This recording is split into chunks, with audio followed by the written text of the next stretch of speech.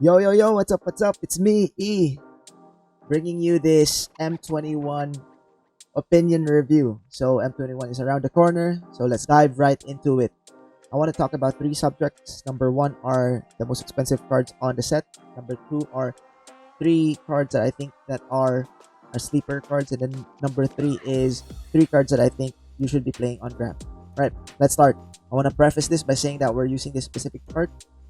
I believe this is a TCG mid, if I'm not mistaken, or around that range.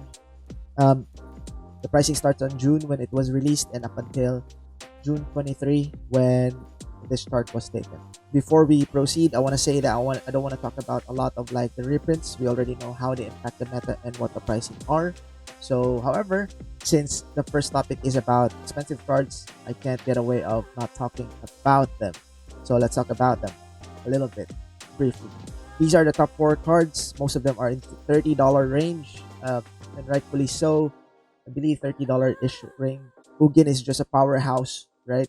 I'm excited to see how it warps the meta. Azusa is well played on modern, or mostly played in modern. Will it see play in standard? I don't think so. Reason being is that there are no Karur lands into play where you can abuse its ability, nor there are like search lands and put it into your hand efficient cards that does it in that manner anyway. The last one is Green Shooter is heavily played in Commander, so that's why it's priced at 30. And the exemption to the rule is the Fairy Master of Time.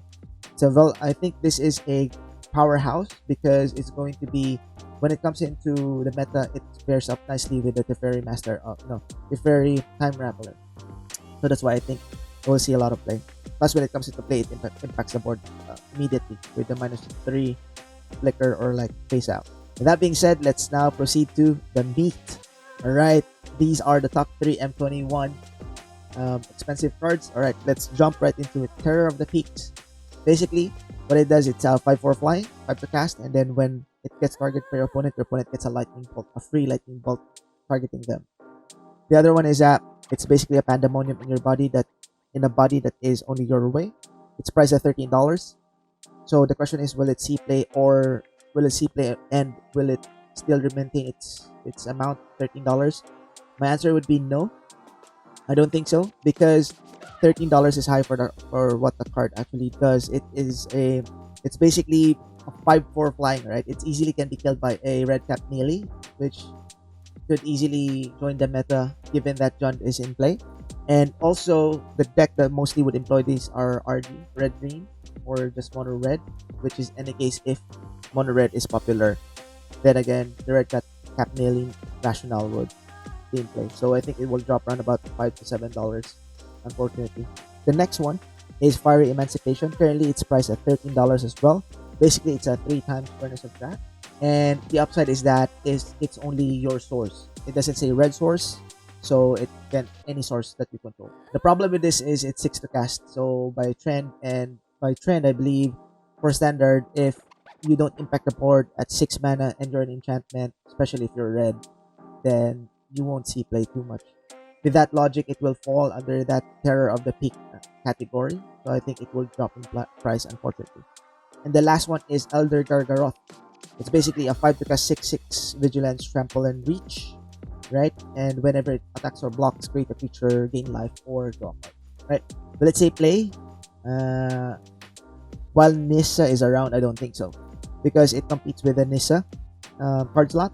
So whenever, again, with this format, right, whenever things comes into play for 5 to cast, it has to impact the board. So will it basically you're competing with a price range of Thassa and Heliod. So are these cards Thassa or Heliods? I don't think so. So that's the reason why I would see this price drop after a week or so, unfortunately. Alright, that being said, let's proceed to the next category. These are my sleeper cards. Let's start with the first one. So Speaker of the Heavens. Now this card is priced at $1.5, $1.50. Now I think this is a sleeper card because it's Vigilance and Lifelink, and plus it only needs you to be at 27 life total in order for it to be active, for it to create angels, right? It doesn't require you to sacrifice it. It only requires you to do it in a sorcery. It doesn't even restrict you to do it once, right? You can untap it and do it again. Now, the reason why I'm saying this is that there's already a shell in standard for it. to go in. There's Orzhov enchantments that is mostly centered around life gain. There is also Gilead life gain devotion, right?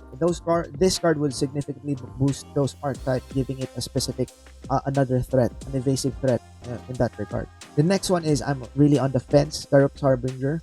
Basically, it's a 3 to cast 4/3 that it has a pseudo protection from black, right? When it connects to your opponent or the planeswalker, it basically gives a card advantage in the form of like digging for a creature. The problem with this card is that it doesn't have evasion nor it doesn't have trample. So that's the reason why I'm saying that it can be a bit bad.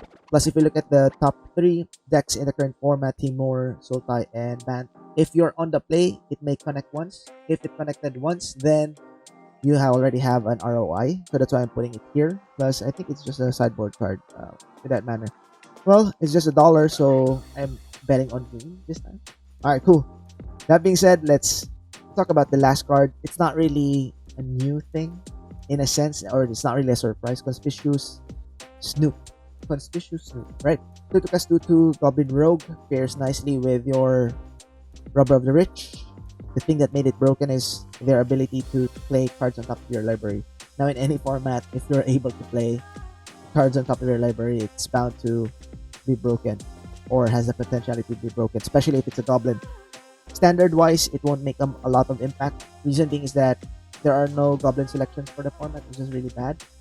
The reason why it's priced at $7 because it's well positioned for modern and potential legacy play. I believe that would be its shell. I think this price will still rise. 7.3 is a bit undervalued for what it is poised to do, especially if you're like, you have the goblin that can sacrifice goblins for mana, and if you can pair it nicely with a runaway Steamkin with added value on top of your library, then it would be very, very fantastic. Alright, cool. With that being said, I can now proceed to my last subject, which are my draft picks. Now, for any draft, you want to prioritize, well, I'm just going to talk about uncommons right now. Prioritize the removals. Now, most of the removals in the uncommon set would have a drawback, right? However, for these ones, I pick it because the drawback is not really too bad. Let's talk about the first one. Angelic Ascension exiles, right? Exiles a creature or planeswalker. However, it gives the controller an angel, a 4/4 angel. Now, the reason I'm putting it here as a first pick is because it can be used as both defensively and offensively. So it can give your value where they have already tried to remove your creature, and then you just basically does an Angelic Ascension, essentially turning this card to be 2 to cast 4/4 flash, right? Super cool. The next one I want to talk about is Enthralling Hold. It's just 5 to cast and gain control target creature. Caveat is that the creature has to be tapped when you were casting this. I put it here is because any card that basically quote unquote steals your opponent's bomb is a very, very good card. Last but not the least is Eliminate.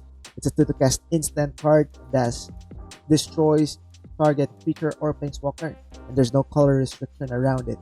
Very good, right? The only downside is that it has to be 3 to cast or less, right? I don't think there's much to be said on that card. So if you're drafting, I recommend picking this one up on the uncommon slot. That being said, guys, I'm excited for M21 to come out. I'm hoping to see you in the nearest pre-releases. And until next time, stay safe.